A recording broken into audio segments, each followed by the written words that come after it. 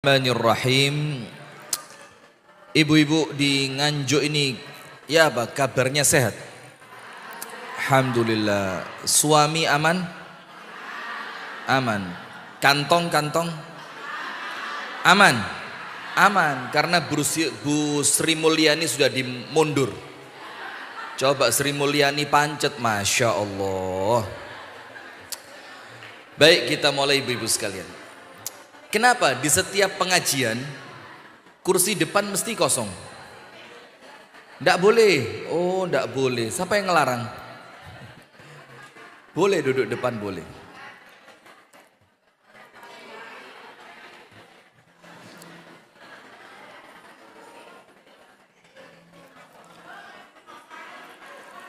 Bismillah.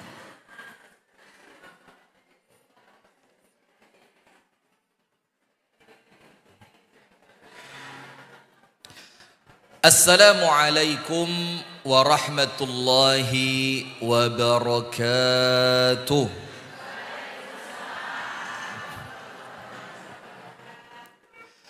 Bismillahirrahmanirrahim. Alhamdulillahi rabbil alamin. Allahumma salli wa sallim ala nabiyyina Muhammadin wa ala alihi wa sahbihi ajma'in.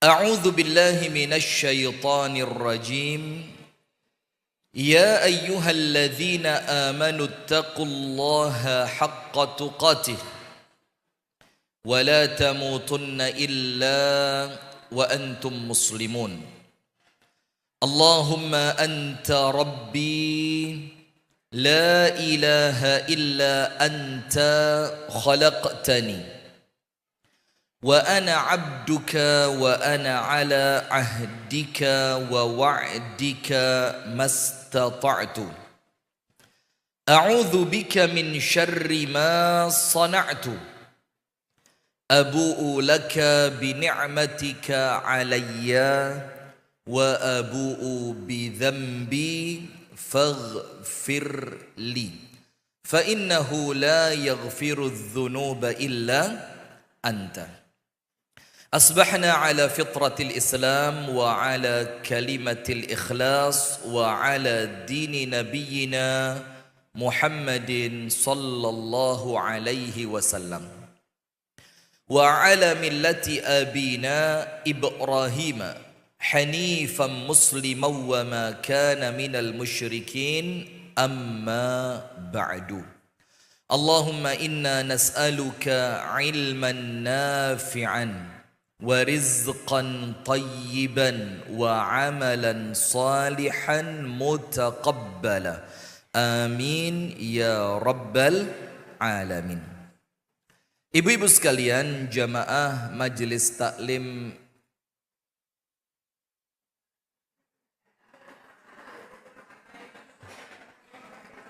gabungan, jamaah majelis taklim gabungan surga dan akhirat. Amin ya. Insyaallah. Ini gabungan wis pokok campur kabeh ya. Ada majelis taklim apa aja, gabungannya itu macam-macam ya. Surabaya, Jakarta, Eropa, Australia, Singapura. Wis pokok gabungan ya. Yang dirahmati oleh Allah Subhanahu wa taala. Amin. Alhamdulillah, kita bersyukur ibu-ibu di pagi hari ini Allah takdirkan kita ketemu dalam suatu niatan yang baik, di suatu amalan yang baik. Dan saya mesti cerita ke ibu-ibu di majelis taklim yang jamnya itu jam duha semacam ini. Itu saya mesti ingatkan apa? Banyak bersyukur. Mulai Malang, mulai Pare, Kediri, segala macam saya bilang kalau bisa ngaji di waktu yang semacam ini, sing akeh syukuri. Karena apa? Banyak perempuan lain di waktu ibu-ibu sekalian bisa ngaji, itu mereka kerja di rumahnya orang. Ada yang nyuci-nyuci, ada yang ngepel, ada yang setrika, ada yang masak. Dalam keadaan kalau ngomong kepingin, ya tentu mereka pun kepingin bisa duduk di majelis ilmu seperti ini. Tapi apa boleh buat? Takdir yang kemudian memilih setiap orang dengan caranya masing-masing.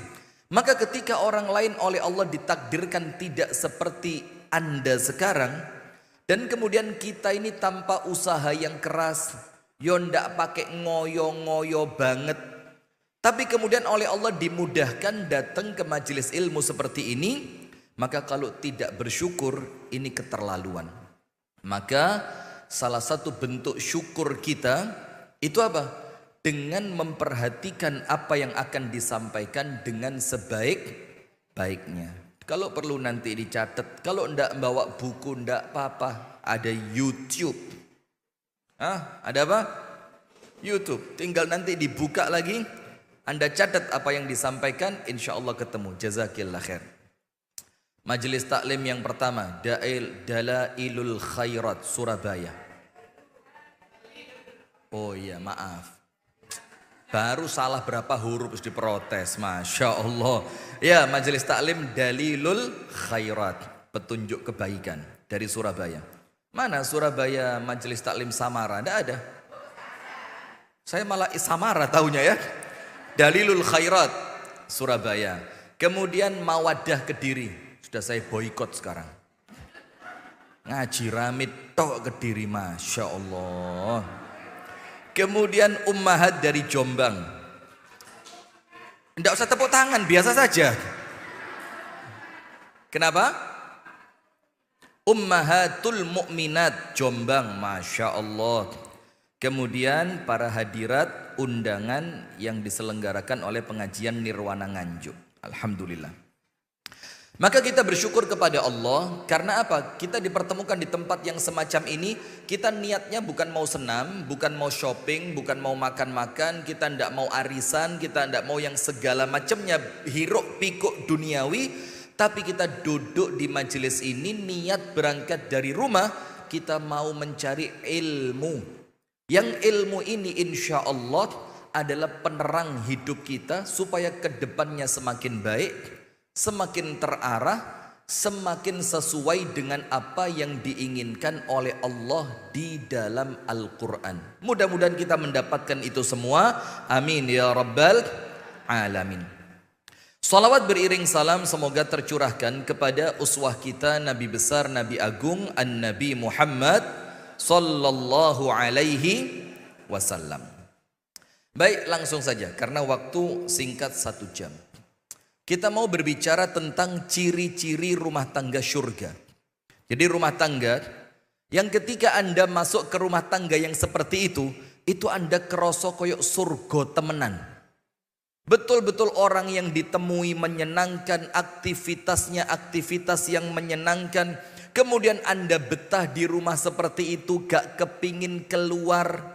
Ada ndak orang yang di rumah baru datang, adus, salin, metu maneh? Ada apa enggak? Nah maka yang enggak ada. Ya opo? Iya kalau di Nganjuk enggak ada. Kalau di Malang insya Allah ya oke. Oh enggak, bukan Malang, Surabaya.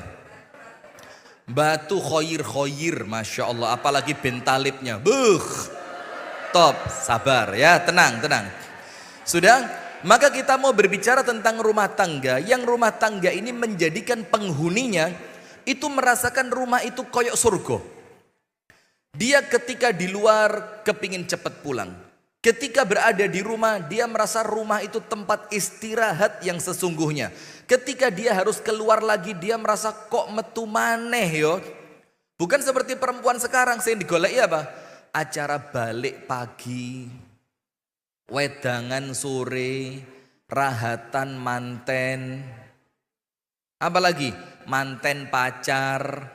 Jadi lek gak ono acara metu, ndase sumpek. Nah, maka kita mau bagaimana rumah tangga kita ndak seperti itu. Insya Allah menjadi rumah tangga yang baik. Rumah tangga yang ketika Anda sampai di rumah itu nuansa hati langsung enak, tenang, nyaman, dan kerasa rumah itu betul-betul seperti surga yang Allah ceritakan. Sip. Yang pertama, ibu-ibu sekalian tolong diperhatikan. Allah Subhanahu wa taala menjadikan rumah itu, Bu, sakanan. Sebagai apa? Sakana. Maka Allah berfirman dalam surah An-Nahl ayat yang ke-80. Wallahu ja'ala lakum min buyutikum sakana. Allah Ta'ala menjadikan rumah kalian itu sebagai sakan. Sakan itu kalau surga itu ya ma'wa. Ma'wa itu apa? Ma'wa itu tempat kembali, tempat kita merasa nyaman di sana, tempat kita istirahat, tempat kita meluapkan segala rasa yang kita punya. Itu namanya ma'wa. Maka ada surga yang namanya jannatul ma'wa. Jadi surga tempat kembalinya semua orang dan tempat itu tempat yang diidam-idamkan. Itu namanya ma'wa.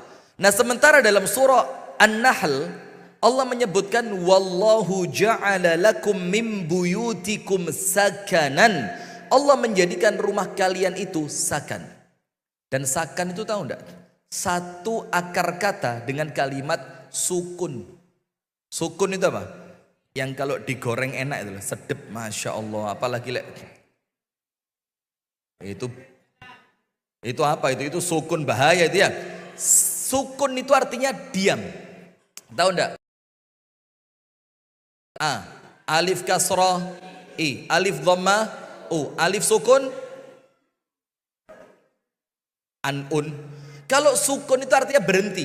Ndak A, ndak I, ndak U. Mandek, ndak ono suara nih. Itu apa? Sukun. Kalau rumah tangga namanya sakinah. Rumah tangga yang sakinah. Apa rumah tangga yang sakinah itu? Setelah nikah, wes mandek, gak bingung merono, gak bingung merene, gak bingung kate lapo, gak bingung kate ngene, karena dia sekarang punya tempat untuk dia melakukan apapun yang Allah wajibkan kepadanya. Kalau istri, dia ngerti tugasnya sebagai istri. Kalau suami, dia ngerti kewajibannya sebagai suami. Nah, sehingga ketika rumah tangga itu betul-betul menjadi sakana, maka orang yang di dalamnya gak bingung metu. Dan rumah tangga yang sakana itu rumah tangga yang gak perlu hiburan sing macem-macem. TV-ne gede. Kemudian dia punya home theater. Orang Nganjuk ngerti home theater gak? Home theater itu TV-nya besar, ada speakernya bagus. Nanti kalau dia lihat Netflix, gak ngerti Netflix, gak ngerti. Netflix tahu? Oh, hati-hati loh ya kalau tahu. Entek waktu nonton Netflix ini ya. Dia nonton film, kemudian filmnya itu nuansanya kayak di bioskop temenanan, suaranya menggelegar, boom. Kemudian TV-nya, layarnya juga lebar. Dia tidak perlu yang semacam itu di rumahnya. Kenapa? Karena dia merasakan rumah tangganya itu betul-betul yang Allah firmankan dalam surah An-Nahl 80. Wallahu ja'ala lakum min buyutikum sakana. Jadi kalau sudah sampai di rumah, cerep, wis tenang. Tidak kepikiran yang macam-macam. Karena rumah ini tempat saya untuk tinggal, tempat saya untuk mengistirahatkan diri, tempat saya untuk mengabdi kepada suami, tempat saya untuk mendidik anak-anak saya. Beda kalau rumah tangganya seperti neraka. Ibu-ibu tahu ciri penghuni neraka apa? Ciri penghuni neraka itu kepingin tetap atau kepingin metu. Coba, orang kalau dimasukkan oleh Allah ke neraka, kepingin keluar atau kepingin tetap enak ya neraka kayak sauna, masya Allah ya. Iki lek metu 3 jam kulit putih, keringet entek, metu gak keringetan. Penghuni neraka ya apa? Pengen tetap atau pengen keluar? Jadi hati-hati. Kalau melbu omah gak kerasan, jangan-jangan memang rumah itu sifatnya seperti neraka. Anda buka dalam surah Al-Maidah ayat 37. Allah menceritakan tentang penghuni neraka. Al-Maidah 37. Yuriduna an yakhruju minan nar wa ma hum bikharijina minha. Mereka itu kepingin cepat bisa keluar. Menek, mencolot, metu, golek alasan, ngapusi, goroh, bohong kepada istrinya. Anu janjian be koncoku. Pokok cari alasan supaya bisa keluar. Kalau perempuan pun sama, golek alasan. Anu iki lho, kaidah kate mantu. Lek gak marani kok koyok gak pantes. Nah, padahal apa?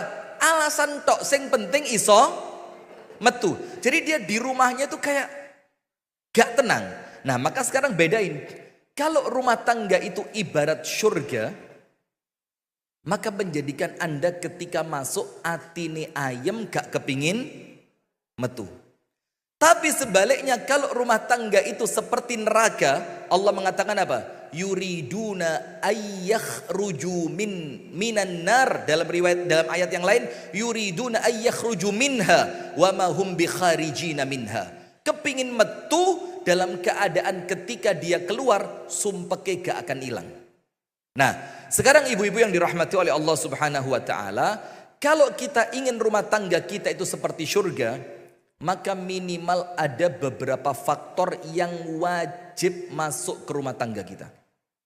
Nanti insya Allah anak-anak betah, suami betah, istri juga betah. Dan jangan bayangkan rumah yang nyaman itu kudu ono AC-ne, sofane kudu empuk, kulkase kudu gede, kudu duwe iki, duwe iku. Tidak ada urusan dengan semua itu.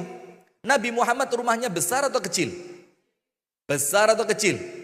Kecil. Bahkan disebutkan Sayyiduna Al-Hasan wal Husain itu ketika mereka beranjak remaja masuk ke rumahnya Nabi, itu tangannya bisa menyentuh atap rumah Nabi. Berarti tidak tinggi, tidak juga lebar. Dalam satu riwayat rumahnya Nabi itu cuma ukuran 8 meter. Anda tahu 8 meter? Tak birong. Terus Anda buka tangan gini kali 8, yaitu 8 meter. Cuma itu ukurannya. Dan rumahnya cuma 2, ruang tamu dan kamar. Selesai. Ruang tamu dan kamar. Tapi dari rumah yang seperti itu muncul kalimat apa? Baiti jannati. Rumahku adalah syurgaku, yang menjadikan Nabi Muhammad tidak pernah merasa bosan di rumah itu. Nah, sekarang lihat rumah tangga kita, Bu, koyok terminal. Maaf ya, tahu terminal? Terminal itu cuma tempat transit, lek perlu mek salin tok, adus tok, kemudian melanjutkan perjalanan. Namanya orang di terminal, tahu enggak? Kalau ketemu temen di terminal ya, paling omongannya mek basa-basi dok. Mau kemana? Nganjuk. Oh Nganjuk. Tahu rumah makan legend di Nganjuk itu, Nirwana itu. Sing jari gulene enak. Saya belum membuktikan tapi. Tapi kalau rawon berani diadu lah. Kalau rawon ya. Kalau rawon kita berani. Lek gulenya ini umi saya gak iso masak gule. Sudah pernah nyoba rawon amanah? Masya Allah. Ruwo gak rene saya tadi ya. Nah nanti kalau mau pulang cari Google Map, Depot Amanah Kasembon. Itu duduit tok srep. Itu ya, maaf ya, ini di Nirwana ya. Sudah, lanjut. Nah, maka rumah tangga kita sekarang, Bu, itu ibaratnya kayak terminal, hanya menjadi tempat apa? Transit. Kalaupun ada obrolan, obrolannya cuma basa-basi, abi, jujur, suami. Ketemu anak, paling metakon, ya apa sekolahmu? Apalanmu ya apa? Oh ya wis, ono konco sing nakal kan? Setelah itu tidak ada omongan lagi. Ngobrol sama istri, cuma tanya apa? Ya apa? Duit listrik sih ono.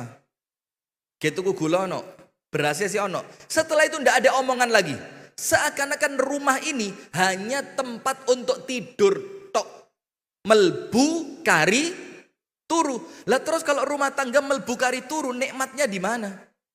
Ceritanya mana, guyonnya mana, ketawa bersamanya mana, kemudian seneng barengnya mana, cerita masa lalu barengnya mana. Kalau rumah cuma sekedar dateng, adus, salin, turu.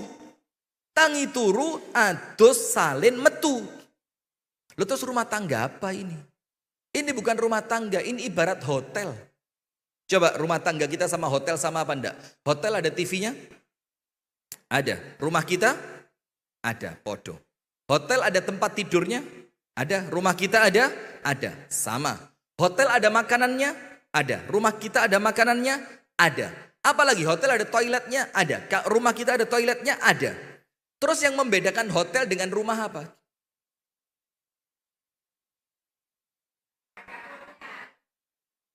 Dapur. Lah kok mikirnya dapur? Ya Allah, ketara Surabaya iki. Surabaya ya. Wes ngetarani. Pokok Surabaya iki uripe dapur kamar, dapur kamar, dapur kamar. Diamuk wong Surabaya nanti ya. Nah sudah, maka yang membedakan apa?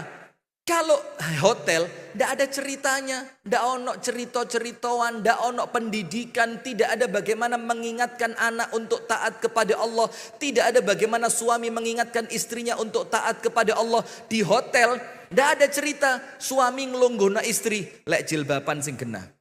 Ojo sampai gara-gara jilbabmu nanti aku masuk neraka gara-gara Allah minta tanggung jawab. Ndak ada obrolan itu di hotel. Kalau di rumah kita ndak ada obrolan itu, podo plek koyok hotel, koyok terminal. Nah sekarang kita awali yang pertama. Dan mudah-mudahan ya kalau kami di Malang wis umum.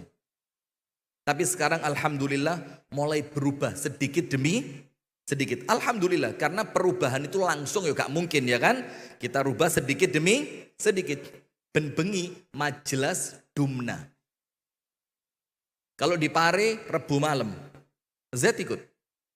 Bagus, tak penging Z. Ojo Z, ojo melok Z. Nah, kalau di Pare Rebu malam, maka saya sempat heran waktu itu pengajian saya di Kediri Rebu. Itu kok jamaah akeh, dungaren, biasanya akhwal kabeh. Ternyata apa? Waktu itu tempat dumnanya dipindah nang Kediri. Jadi saat durungnya dumna ngaji dhisik. La ilaha illallah Muhammad. Saya sempat curiga itu. Dan mana Bang Mo? Insya Allah Bang Mo tahu itu kapan tahunnya itu. Waktu di Pare sementara dipindah ke Kediri. Nah sudahlah. Pokok yang seperti itu perlu dirubah. Nomor 1, rumah tangga syurga. Nomor 1, rumah tangga apa? Syurga. Nomor 1 Bu, disebutkan di dalam Al-Quran, apa rumah tangga syurga itu? Allah subhanahu wa ta'ala berfirman, ketika orang itu masuk ke dalam syurga, itu oleh Allah disambut dengan kalimat apa? Qalu salama. Salamun alaikum bima sabartum. Fa ni'ma uqbaddar. Jadi rumah tangga syurga itu adalah rumah tangga yang diawali dengan ucapan-ucapan yang salam, ucapan-ucapan yang baik. Kalau rumah tangga kita kelebon ucapan yang tidak baik, wabil khusus pertama kali masuk rumah, tidak ada kalimat assalamu alaikum. Masuk rumah tanpa salam, ibu-ibu tahu efeknya apa? Jin yang nempel ketika dia di luar rumah, itu jinnya katut melbu. Nah sekarang lihat, kalau jin itu ikut masuk sampai ke dalam rumah, suami ngomong sama istri, iki omongannya kecampuran jin. Istri ngelihat suami, ngelihatnya bukan cuma sosok seorang suami, tapi kecampuran jin. Nanti ketika dia makan itu akan kecampuran jin. Sampai ketika dia tidur, sampai ketika dia hubungan suami, istri. Semuanya rusak gara-gara kecampuran jin. Maka ketika orang itu akan masuk ke dalam syurga, oleh Allah difirmankan apa? Udkhuluha bisalamin aminin. Masuklah kalian ke dalam syurga itu bisalamin. Ucapkan apa? Ucapan keselamatan. Maka awali rumah tangga syurga itu ojo meremehkan kalimat salam. Bahkan sekarang suami masuk ke kamarnya istri ngomong salam meh gak ono blas. Hampir tidak ada. Masuk ke kamar istri, setelah dia keluar dari rumah, dari kerja, masuk ke rumah, assalamualaikum, waalaikumsalam. Terus masuk ke kamarnya istri, ngomong assalamualaikum warahmatullahi wabarakatuh. Ada apa enggak? Kalau ada, istri ini malah kaget, gendeng kon bang. Kenapa kon iki bang? Mari kena jenden di kon iki. Loh bayangin. Justru saking rusaknya rumah tangga kita sampai lek bener malah dianggap keliru. Iya apa enggak? Bener pun dianggap keliru. Padahal Allah mengatakan udkhuluha bisalamin aminin. Masuklah kalian ke dalam syurga itu. Kalau kepingin rumah tangga kita seperti syurga, awali masuknya dengan ucapan salam. Bahkan dalam hadis dikatakan kalau masuk ke rumah kosong, perlu salam apa enggak? Padahal rumahnya apa? Kosong. Apalagi di rumah itu ada umi kita, ada umi, ada abah kita, ada istri kita, ada suami kita, ada anak kita. Gak kepingin mendoakan yang baik buat mereka. Assalamualaikum. Semoga Allah memberikan keselamatan untukmu. Wa rahmatullah. Mudah-mudahan rahmat Allah atasmu. Wa barakatuh. Semoga keberkahannya Allah datang kepadamu. Tidak kepingin seperti itu. Sampai kadang-kadang kalau telepon pun, halo, ya apa, ndek endi? Loh, halo ya apa ndek endi? Pateni, krek. Rusak nanti. Ya apa ceritanya telepon langsung halo ya apa ndek endi? Kate mulai kapan? Tidak ada. Salam dulu.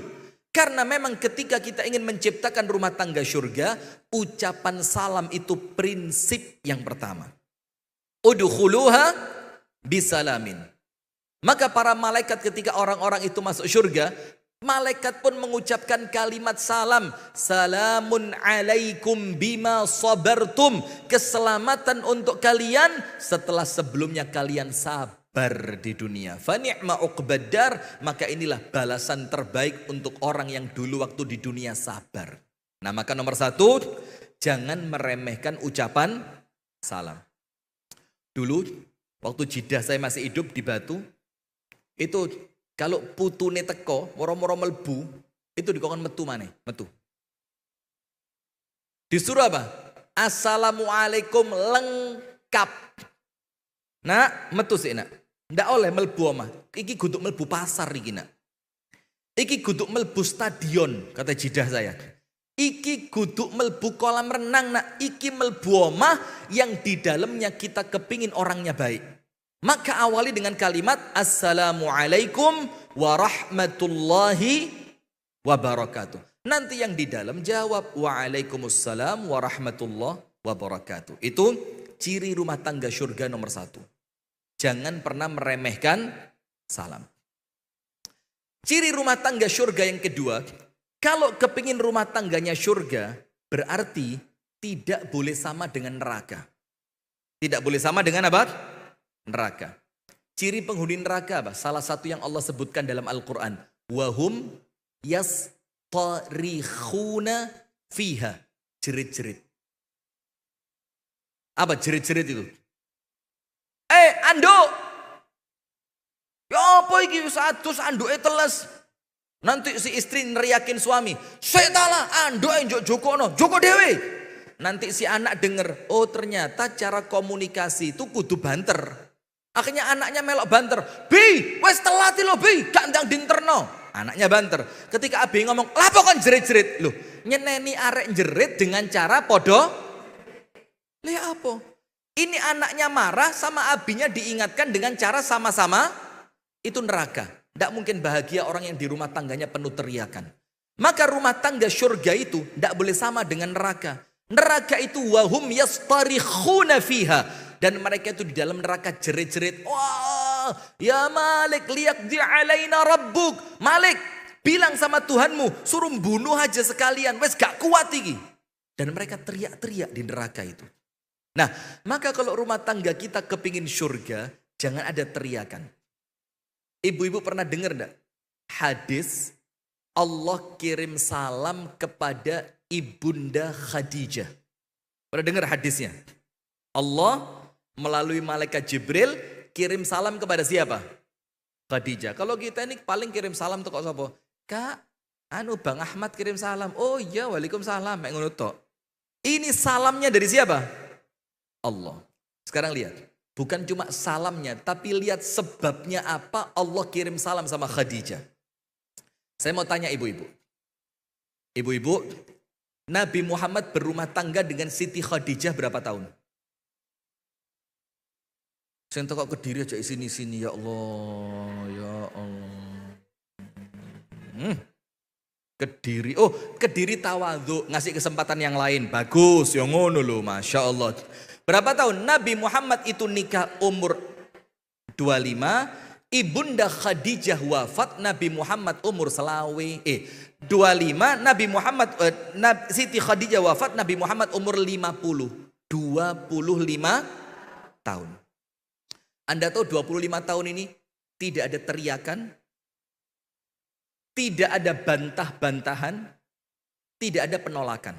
Ganok jerit, ganok cerekel, ngerti cerekel? Apa sih bang?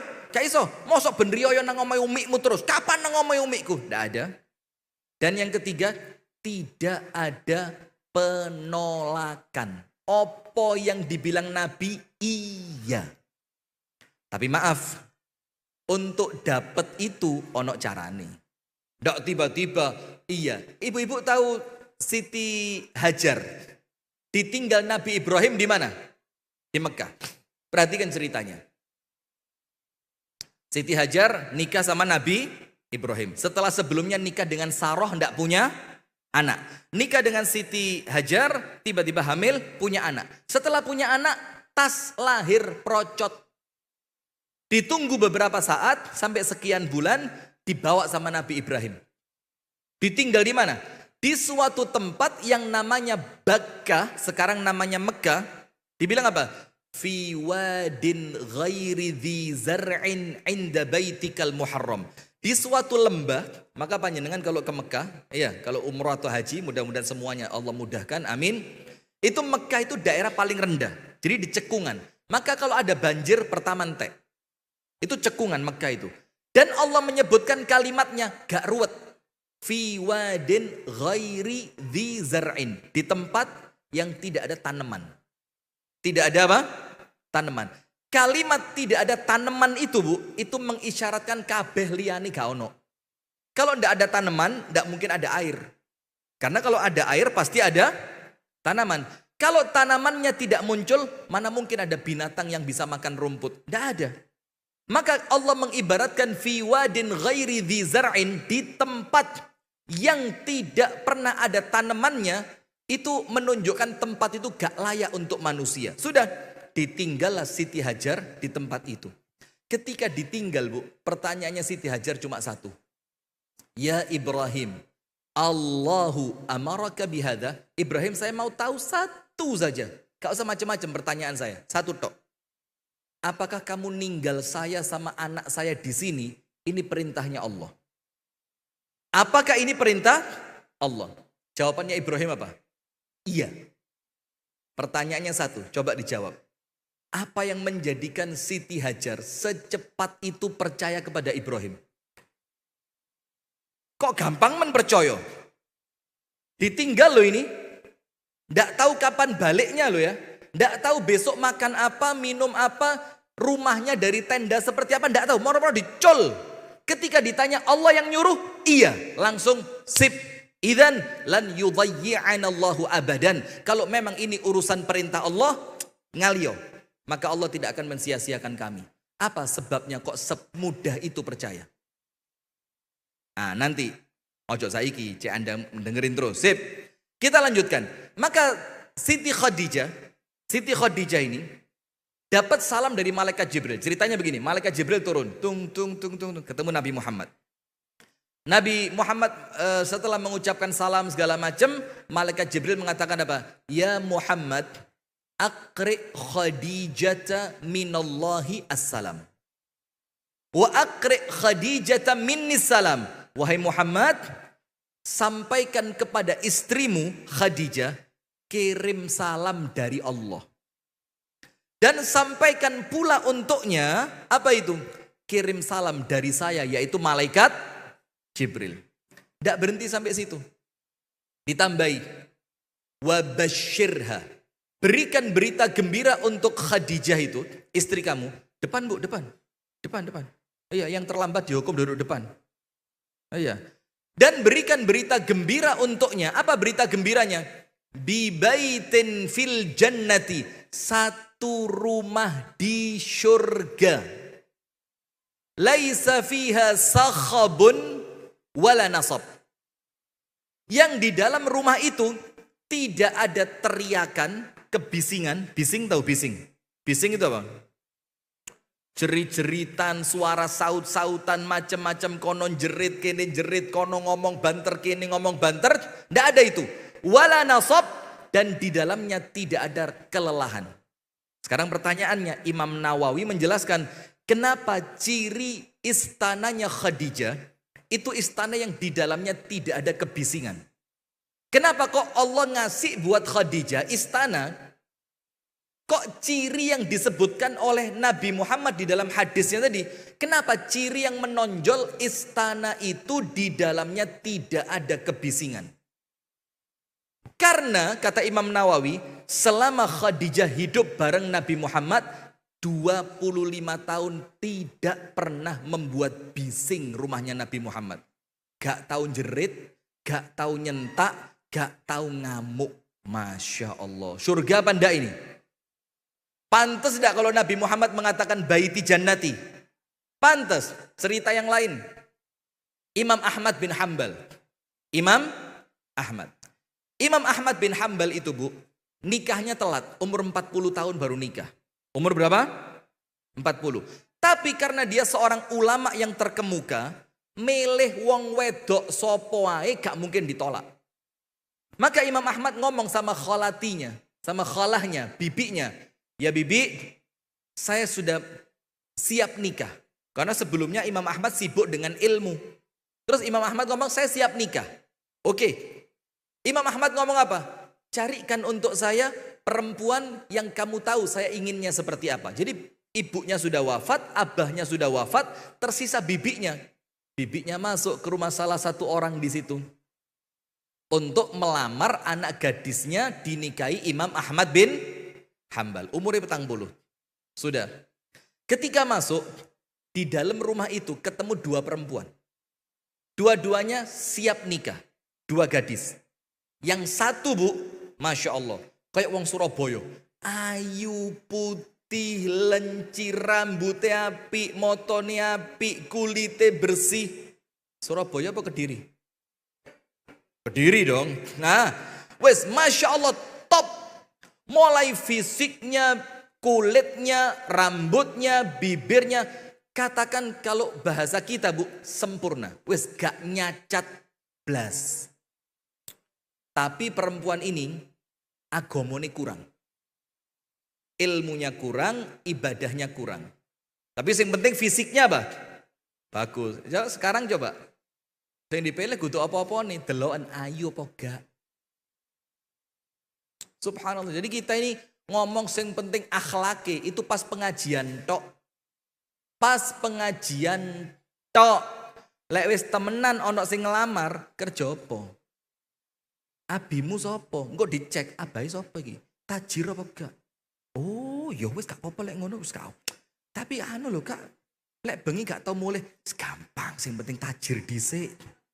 Astaghfirullahaladzim. Nah, ini perlu kita perbaiki bareng-bareng ya. Ya ini PR kita bareng-bareng ya, bukan cuma PR saya, bukan cuma PR-nya ibu-ibu, ini kita bareng-bareng. Ayo mulai dirubah sekarang. Sudah? Yang satu cantik jelita, agama kurang, ilmu kurang. Yang kedua, dilihat sama bibinya yang kedua. Oh, yang kedua. Ternyata apa? Kalau tidak boleh dibilang jelek, ya wis biasa banget. Kalau tidak boleh dibilang jelek loh ya, aslinya elek. Tapi kan ngomong elek kan gak pantas ya. Tapi yang kedua ini, Bu, Masya Allah, agamane top, ilmune api, ibadah api. Sudah, pulanglah itu bibi kepada Imam Ahmad. Ngomong, ponaan, onok luru, pilihan. Ini bisa bahasa Jawa semua kan? Nah, aman. Ponaan, onok luru, pilihan. Paling nanti kalau saya bahasa Jawa gini, sing protes bukan Anda, YouTube sing protes. Ada dua perempuan, diceritain sama bibinya. Sing siji, ayu mening dukur wis top. Tapi agamanya kurang. Agamanya kurang, ilmunya kurang. Yang kedua, elek. Tapi agamanya api, ilmunya api, ibadahnya api. Apa kata Imam Ahmad? Kalau saya nikah untuk nafsu saya pilih yang pertama. Kalau nikah untuk apa? Nafsu. Saya pilih yang pertama. Tapi karena saya nikah untuk Allah, saya nikah untuk ibadah, saya nikah untuk akhirat, saya pilih yang nomor dua. Elek tapi agamane api. Subhanallah, selesai nikah. Sampai itu perempuan wafat, urip sama Imam Ahmad 20 tahun. Jadi itu si perempuan wafat, Imam Ahmad umur 60. Apa kata Imam Ahmad di depan kuburannya perempuan ini? Aishtu ma'a ummi Salih 20 sanatan, famakhtalaftu ma'aha walau kalimah. aku urip mbek wong wedok iki 20 tahun. Sekalipun tidak pernah bantah saya. Coba lihat. Surga apa enggak ini? Surga. Tapi yo kudu nahan emosi. Kenapa nahan emosi? Karena kita kadang-kadang ngelihat bojoku gak pantes di ngono-ngono Ustaz. Yo lek koyok Imam Ahmad, koyok Nabi Muhammad dengan Ibunda Khadijah, bojoku gak pantes Ustaz. Nah, justru semakin dia tidak pantas, Anda tetap nurut, tetap taat, tetap baik, itu pahalanya lebih gede. Tahu Asiyah, istrinya Fir'aun? Tahu? Seperti apa suaminya? Anda tahu Fir'aun kan? Itu bisa nurut sama Asiyah. Apa sebabnya? Ceritanya kan begini. Fir'aun itu ngimpi kerajaannya akan hancur di tangan anak kecil dari kalangan Bani Israel. Maka Fir'aun bikin keputusan, wes kalau begitu mulai hari ini setiap bayi laki-laki lahir dan dia keturunan Israel, bunuh. Sudah pas Nabi Musa lahir di waktu itu. Nabi Musa pas lahir. Ibunya takut. Ibunya mikir, ya Allah kok pas ngelahirno anakku, lah kok pas Fir'aun ngomong bayi keturunan Bani Israel laki-laki wajib dibunuh. Sudah, singkat cerita, Allah perintahkan untuk menghanyutkannya di sungai. Dan ibunya Musa tahu sungai ini akan mengarah ke istananya Raja Fir'aun. Tambah bingung deh. Kenapa? Loh bagaimana ceritanya? Saya menghindarkan anak saya dari Fir'aun, lah kok oleh Allah disuruh ngalirkan ke sungai yang alirannya bakal masuk ke istana. Tapi karena perintah Allah dilakoni. Sudah masuk, singkat cerita ketemu sama penjaga, diberikan kepada Asiyah. Asiyah itu siapa? Istrinya Fir'aun. Ini Fir'aun loh bu. Fir'aun. Anda tahu Fir'aun? Jahatnya, liciknya, kejamnya, sombongnya top. Sudah. Ketika digendong sama Asiyah, dan Asiyah itu perempuan mandul, tidak punya anak. Ketika nemu anak kecil, apalagi sifatnya Nabi Musa kecil itu dalam kitabnya Imam Ibnu Katsir, itu Nabi Musa itu hitam, awake lemu, rambutnya keriting sing nempel di kulit. Bayangin ini perempuan lama tidak punya anak, moro-moro gendong bayi selucu itu. Ireng lemu, rambutnya keriting nemplek kepala. Apa katanya Asiyah? La taqtuluh. Fir'aun yang satu ini jangan dibunuh. Coba lihat. Yang satu ini jangan dibunuh. Asa an yanfa'ana aw nattakhidahu walada. Boleh jadi dia manfaat untuk kita. Atau kalau perlu dipek dadi anak angkat. Pertanyaannya, Fir'aun dengan omongannya Asiyah tadi, nurut apa enggak? Kenapa kok sekeras Fir'aun yang sudah punya keputusan bayi laki Bani Israel wajib dibunuh? Kok iso nurut sama istrinya? Apa sebabnya? Hah? Kata Rasulullah, al-fa'l. Kana sallallahu alaihi wasallam yu'jibuhul fa'l. Fa'al itu apa? Al-kalimatut thayyibah. Lek ngomong gak tahu kasar. Ayo lo tantangan buat Arbi-Arbi ini. Lek ngomong gak tahu kasar. Ngomongnya lembut, ngomongnya pelan. Dia nurut sama suaminya. Apa yang suaminya minta dia lakukan. Ketika sekali itu istri ngomong, suami leleh koyok lilin. Kenapa? Dia sebelumnya tidak pernah membuat bising rumah itu. Maka kalau kepingin rumah tangga surga, jangan ajari anak-anak Anda untuk jerit. Ojo diuruin jerit. Loh Ustaz, kok mungkin lah nguruin jerit? Mosok wong tua ngurui anake jerit. Secara langsung mungkin tidak. Tapi nyontoi iyo. Ini suami di kamar mandi, wis adus anduke turun teko. Apa yang dilakukan? Jerit. Suami tamunya datang gahwa gandang teko. Siapa nama perempuannya siapa yang gampang dijeriti itu? Salma. Siapa namanya? Sing enak itu. Sekarang jarang nama Salma ya. Sekarang jenenge ajaib sekarang. Sampai moconi lo angel. Sudah teriak. Anaknya dengar apa enggak? Dengar, apa salahnya? Melaku titik, jalan sedikit, ngomong ke telinga suami. Gaek no kopi yo, itu lebih hormat. Istri, ketika ada sesuatu, tidak perlu teriak. Datang ke tempat suami, ngomong, bang, ewangono, iso bang. Nah gitu loh, bukan, bang, LPG nentek bang, selang meledak. Waduh, bang. Lo kok selang meledak itu apa? Berarti kalau meledaknya sama suami tidak masalah. Istri itu tidak berani masang LPG takut apa? Takut meledak kan? Berarti kalau meledaki suami tidak apa-apa. Anda lebih mengorbankan suami dibanding diri sendiri ya. Nah maka yang kedua, ingat. Rumah tangga surga tidak ada teriak-teriak. Ngomong sopan, pelan, beradab. Sopan, pelan, beradab. Ya untuk kita roto abot ya. Tapi ikhtiar insya Allah bisa. Ngomong itu kalau ada perlu, anaknya diberitahu. Nah, kenapa teriak-teriak? Itu kan kakakmu di sana. Coba kamu datang ke sana, kamu ngomong-ngomong baik-baik. Oleh ibu es gak telaten. Wopo ya. Nomor 3. Ciri rumah tangga surga nomor 3. Ini jawaban tentang Siti Hajar tadi. Kenapa kok Siti Hajar? Sak kecap omonganin Nabi Ibrahim langsung percaya. Begini, Allah menceritakan tentang surga. Surga itu apa? La yasma'una fiha lagwan wala kidzaba. Tidak ada kebohongan. Surga itu tidak ada kebohongan. Kalau kepingin rumah tangga surga, jangan sampai mentolerir kebohongan. Jangan. Sekarang pertanyaan. Kenapa sih kok kita ini gampang bohong?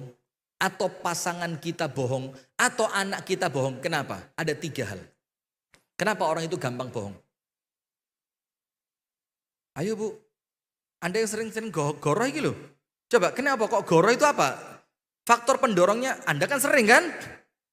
Oh lah. Loh saya dikit ditakoni tok wis goroh. Terus gak gelem ngaku. Ndak ya? Gini, faktor pertama. Nirapresiasi. Gak ngerti Anda, gak ngerti. Bahasa berat ini. Ini bahasa kampung Inggris sana loh ini ya. Apa itu? Kurangnya diapresiasi. Orang kalau kurang diapresiasi, dia akan menceritakan tentang dirinya yang heroik. Walaupun bohong. Tujuannya apa? Biar abahnya bilang, encene anaknya abi. Sehingga anak yang kurang diapresiasi dengan pencapaiannya, dia akan mencari cara agar dia mendapatkan apresiasi itu. Walaupun dengan cara bohong. Bi, aku mang di kelas Bi. Masya Allah Bi, guruku muni apa? Kamu murid pinter. Abi bilang, oh Masya Allah anaknya Bi. Padahal gak ngomong apa-apa guru nih. Nah itulah kenapa penting memuji anak itu penting. Memuji istri itu penting. Memuji suami itu penting. Tujuannya apa? Agar dia merasa tanpa bohong pun saya sudah dihargai. Maka sekarang banyak orang pura-pura kan? Gak soge pura-pura, soge. Gak pinter pura-pura, pinter. Gak ngerti pura-pura. Apa? Kepingin apa dari kepura-puraan itu? Apresiasi. Kepingin koyok wong sing soge lek nang manten diregani. Wah aku tak koyok wong soge rek. Aku lek mlebu manten gak tahu regani. Aku dilunggu nang mburi mesti. Lek dum-duman piring terbang paling terakhir. Koncone mulai kabeh aku ket mangan. Coba, kok kepingin dadi wong sugih? Nah, akhirnya pura-pura, minim apresiasi. Nomor 2, takut hukuman. Maka kalau anak kita jujur, jangan dihukum. Apresiasi kejujurannya, tak ceritani. Nah, ini tadi sudah ada yang request. Iki Ustadz Rifki senengane cerita jadi. Mudah-mudahan ceritanya akeh. Ada sahabat Nabi namanya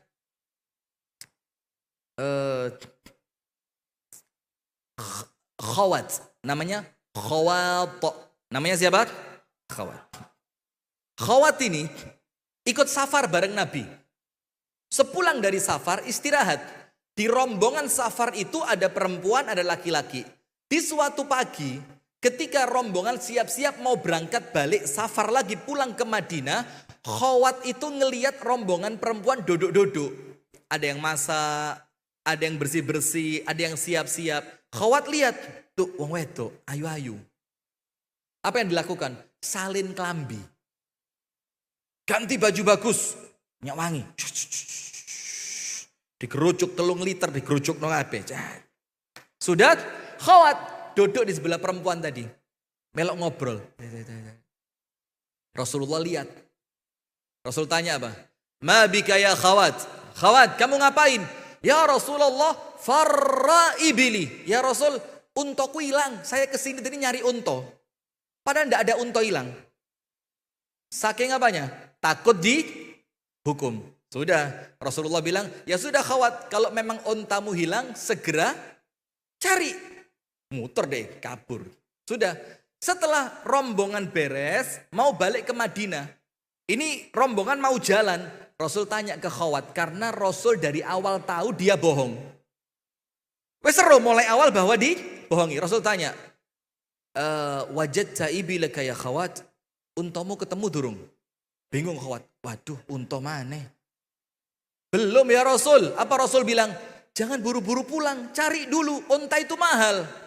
Siap ya Rasul. Sudah. Setelah sampai di Medina, Rasul ketemu sama Khawat, ditanya lagi, Khawat, ketemu unta nih. Aduh, ini orang ini mulai gelisah. Bohong pertama, kedua, sekarang bakal bohong yang ketiga. Aduh. Rasul tanya unta lagi, ya Rob. Dia bilang apa? Belum ya Rasul. Rasul bilang, golek ono. Eman untole ilang regone larang. Sudah. Sampai ketika sholat, Rasulullah di belakangnya Khawat. Anda tahu sholatnya Khawat? Didawak-dawak no sholatnya. Ngenteni Rasulullah pulang. Aduh. Iki lek ditakoni unta maneh, goro maneh aku iki. Aduh, susah. Khawat ini susah. Bingung dia. Karena terlanjur dia bohong yang pertama. Kalau dia ngaku konangan nyedeki wong wedok isini-sini, gak ngaku, gorohe bakal terus. Akhirnya ketika Khawat itu rokok, dilirik nang buri. Aduh, Rasulullah seono rek, ya Allah. Dan Rasulullah tahu, Khawat yutawilu salatahu min ajlin Nabi. Khawat ini memperpanjang salatnya karena takut ada Nabi. Nabi Muhammad digituin, dinteni Nabi Muhammad, santekmu salato. Setelah sholatnya selesai, Assalamualaikum warahmatullah, Assalamualaikum warahmatullah. Rasul tanya apa? Ya Khawat, wajadta ibilak, ketemu ndak untamu? Akhirnya Khawat apa? Wes ya Rasul, wes tobat ya Rasul. Ndak ono untoku hilang, ndak ada. Kemarin itu ya Rasul, saya kepencut ngelihat perempuan itu ya Rasul. Tapi karena Anda tahu saya malu, maka bagaimana? Saya ngaku bahwa saya sedang mencari unta. Apa kata Rasulullah? Gak diamuk. Itu loh Bu, supaya orang jujur itu ndak takut. Sekarang orang jujur itu takut lah, diamuk ya sing wedok. Si perempuan masak. Ditelepon, Bang, ajak mangan dek jopo ya Bang. Dek Nirwana gak enak kabeh wis Bang di omahe. Tak masak. Masya Allah.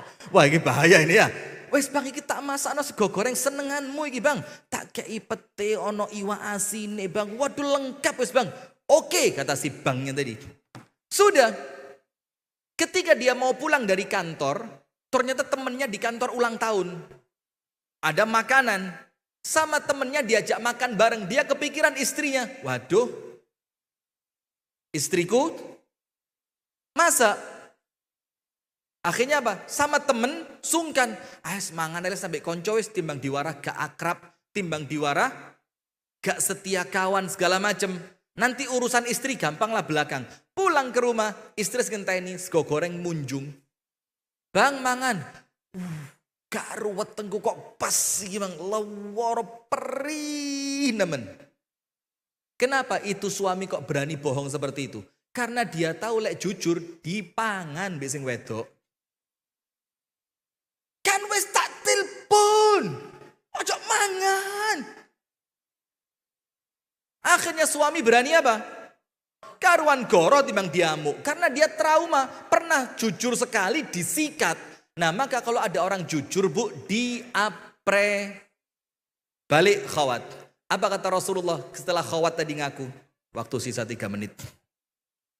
Setelah Khawat tadi ngaku, Rasulullah bilang, rahimakallahu ya khawat. Rahimakallah, rahimakallah. Semoga Allah merahmatimu, semoga Allah merahmatimu, semoga Allah merahmatimu. Didongakno. Padahal Rasul tahu dari awal dia apa?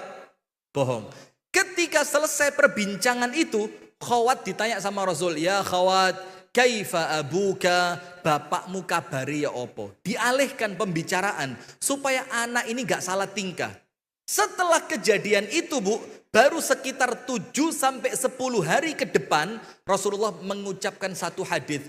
Iyyakum wal kadhib fa innal kadhiba yahdi ilal fujur wa innal fujura yahdi ilan nar. Ojo sampai goroh karena bohong itu mengantarkan pada keburukan dan keburukan itu menjadikan kamu masuk neraka. Wa alaikum bisidqi fa inna sidqa yahdi ilal birri wa innal birra yahdi ilal jannah. Dan hendaknya kalian jujur karena jujur itu mendatangkan kebaikan dan kebaikan itu mengantarkan ke surga. Apa kata khawat?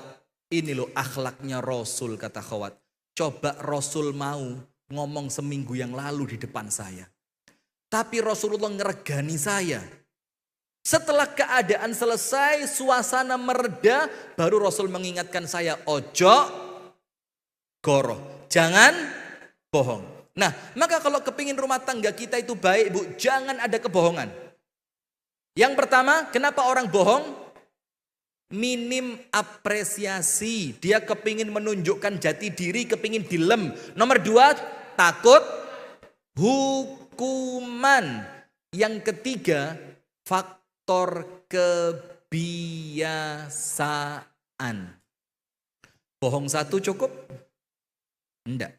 Orang kalau bohong sekali, dia akan menutupinya dengan kebohongan yang berikutnya. Kebohongan yang berikutnya, dia akan tutupi dengan kebohongan yang berikutnya lagi. Sampai kapan? Yo sampai gak konangan. Tapi jarang orang bohong gak konangan. Maka kalau kepingin rumah tangganya surga, jangan ada kebohongan. Karena apa? Jujur itu mengantarkan pada kebaikan, kebaikan mengantarkan ke dalam surga. Penutup. Rumah tangga surga. Ibu-ibu sekalian perhatikan, rumah tangga surga itu tidak hanya berbicara tentang orangnya. Tapi ketika Allah berbicara tentang surga, Allah mensifati apa? Farihin. Farihin itu apa? Bergembira. Maka kalau kepingin rumah tangga kita seperti surga, jadikan rumah itu penuh dengan kegembiraan. Ojo kaku. Jangan kaku. Pernah dengar di rumah tangganya Nabi, istrinya Nabi teman-teman semongko. Ini kalau Nabi Muhammad kasar, mubazir. Semongko duncal-luncal no. Rasul biarkan. Kenapa? Karena itu mendatangkan kebahagiaan. Ummu Salamah pernah sawur-sawuran tepung dengan Aisyah. Dan itu tepung yang akan mereka buat jadi roti. Mau diadon jadi roti. Entek gara-gara mereka eker-ekeran. Oleh Rasul dibiarkan. Jadi ceritanya begini.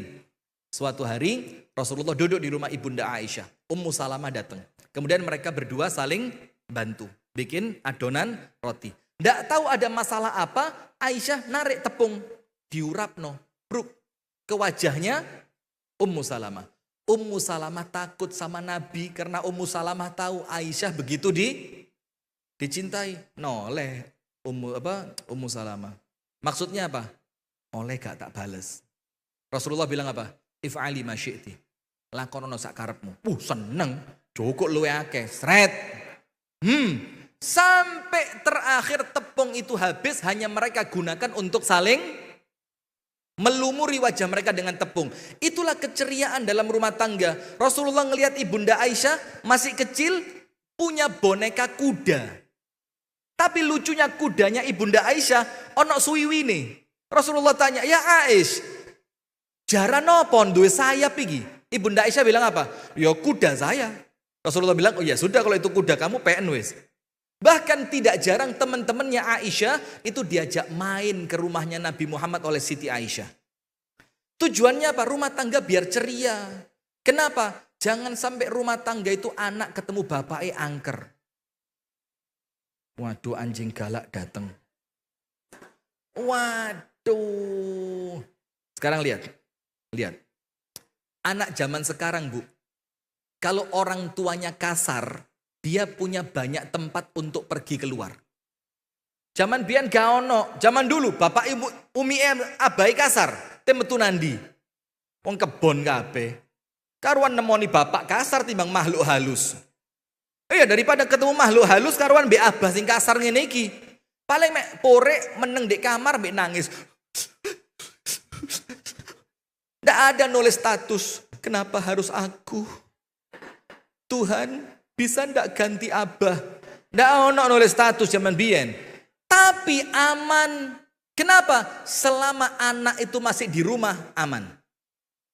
Nah, sekarang orang tua kasar, rumah tidak menyenangkan, tidak ada hiburan yang menjadikan anak itu seneng. Yang metu golek hiburan, maka di rumah itu yang ceria. Bikin apa bahasa ya cuma untuk jamaah dianggap lebay lu ya. Jadi ceramah di depan arbi itu orang ngeli opo gitu loh. Kita ini cerita rada romantis titik ala pret jembek.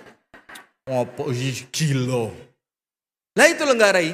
Padahal ya seharusnya itu yang kita lakukan. Bikin acara gepuk bantal sama istri. Terus jangan, kenapa? Gepuk tangan. Ngawur, gepuk bantal sama istri. Anak-anak di hari libur atau menjelang maghrib. Bikin kuis sama anak-anak. Dikasih hadiah. Yang bisa jawab dikasih hadiah. Nanti lagi bikin sesuatu, keluar bareng. Gak harus mewah, gak harus mahal, gak harus jauh. Keluar bareng. Supaya apa? Rumah tangga itu suasananya farihin.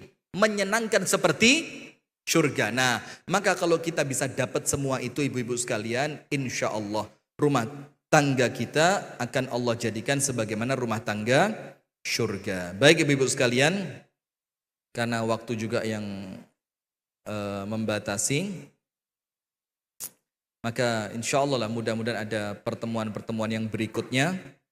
Insya Allah kita lanjutkan apa? Serial tentang rumah tangga surga insya Allah. Barakallahu fikum. Sebelum kita tutup, marilah kita berdoa bersama-sama dengan harapan semoga Allah subhanahu wa ta'ala menjadikan majelis kita ini majelis yang oleh Allah diberkahi, majelis yang Allah turunkan rahmat ke dalamnya, majelis yang mendatangkan ketenangan dan sakinah sampai kita pulang ke rumah kita masing-masing. Dan semoga rumah makan dan hotel Nirwana Nganjuk ini oleh Allah diberkahi, oleh Allah dijadikan senantiasa menebar manfaat, dan Allah jadikan senantiasa dalam kebaikan dan jauh dari keburukan. Amin ya rabbal alamin. A'udzu billahi minasyaitonir rajim. Bismillahirrahmanirrahim. Alhamdulillahi rabbil alamin. Allahumma salli wa sallim ala nabiyyina Muhammadin wa ala alihi wa sahbihi ajma'in. Allahumma ighfir lil muslimina wal muslimat wal mu'minina wal mu'minat al ahya'i minhum wal amwat. Innaka ya rabbana sami'un qaribun mujibud da'awat ya qadhiyal hajat. Rabbana ighfir lana dhunubana wa liwalidina warhamhum kama rabbawna sighara. Allahumma ya Rabbana hab lana min azwajina wa dhurriyyatina qurrata a'yun waj'alna lil muttaqina imama. Allahumma ya dzal jalali wal ikram ya muqallibal qulub thabbit qulubana ala dinika wa ta'atik. Allahumma inna nas'aluka husnal khatimah wa na'udzu bika ya Rabbana min su'il khatimah. Allahumma inna nas'aluka taubatan qabla al-maut ya rabbal alamin. Rabbana zalamna anfusana wa illam taghfir lana wa tarhamna lanakunanna minal khasirin. Wa sallallahu wa sallim wa barik wa an'im ala nabiyyina Muhammadin walhamdulillahi rabbil alamin. Subhanakallahumma wa bihamdika ashhadu an la ilaha illa anta astaghfiruka wa atubu ilaik. Assalamualaikum warahmatullahi wabarakatuh.